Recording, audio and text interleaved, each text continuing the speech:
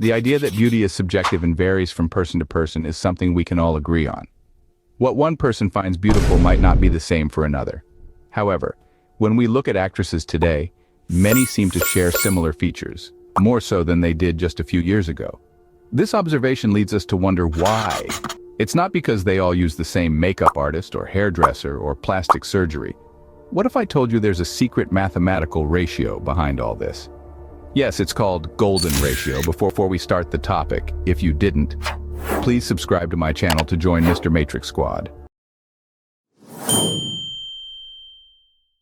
Well, meet the Golden Ratio, a mathematical principle that has been the secret sauce of beauty and balance for centuries. It's like a hidden code that nature uses to design everything, from the spirals of galaxies to the swirl of a seashell. This ratio isn't limited to things we can see.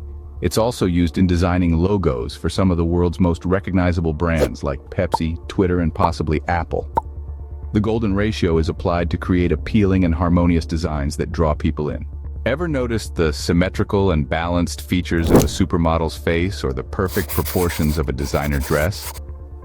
The Golden Ratio, a mathematical concept that's been around since the time of the ancient Greeks, is a fascinating and powerful tool that's used in many fields, including the beauty and fashion industry. This ratio, approximately 1.618, has a reputation for creating harmony and balance.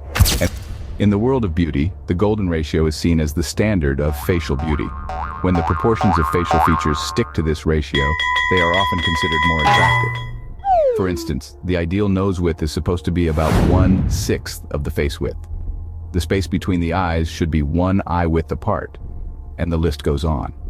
These measurements might seem arbitrary, but they are based on the Golden Ratio, creating symmetry and balance. For example, if these proportions don't naturally meet the Golden Ratio, some people going for plastic surgery to adjust them. In addition to cosmetic surgery aimed at achieving these proportions, there are non-surgical treatments as well. These include facelifts, filler injections, and treatments aimed at improving skin quality, like facials, chemical peels, and microneedling.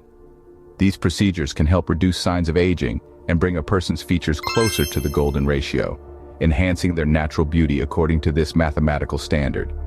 So, the Golden Ratio isn't just a mathematical concept. It's a tool that's used to create beauty, symmetry, and balance in the world around us. It's a secret ingredient that makes a supermodel's face captivating, a designer dress stunning, and even a magazine cover striking. So, is the pursuit of the Golden Ratio in design and art overshadowing individual creativity and the inherent beauty of asymmetry? Let me know in the comment below. Have you ever wondered why some movie scenes or posters just seem to be so captivating? Well, the answer might be more mathematical than you think. Filmmakers and graphic designers use the Golden Ratio to create visually pleasing compositions. It's like a secret recipe for creating scenes that are balanced, harmonious, and simply hard to look away from. While the Golden Ratio is celebrated for its beauty, there's a growing critique about its overuse and misinterpretation. Some argue that an over-reliance on this ratio can lead to design choices that prioritize mathematical accuracy over creativity and human experience. Consider the case of the Parthenon in Athens. Long heralded as a perfect example of the Golden Ratio, recent studies suggest its proportions diverge from the ratio. This revelation invites us to appreciate the monument's beauty beyond numerical constraints. In the realm of product design, some smartphone manufacturers claim their screen dimensions are based on the Golden Ratio to enhance aesthetic appeal. However, user experience feedback often points to practicality and usability as more significant factors in product satisfaction. Understanding the Golden Ratio's limitations invites a broader discussion about the principles guiding art and design. It's not about discarding the Golden Ratio altogether, but rather integrating it with a broader palette of creative strategies. Now, we'd love to hear your thoughts. Have you seen examples where breaking free from the Golden Ratio resulted in more compelling and innovative designs? Share your views in the comments below.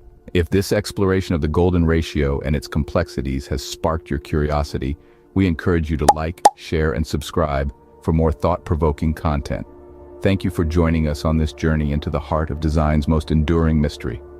Remember, in the vast landscape of creativity, there are no limits. only horizons to explore. Until next time, keep questioning, keep exploring, and never stop creating.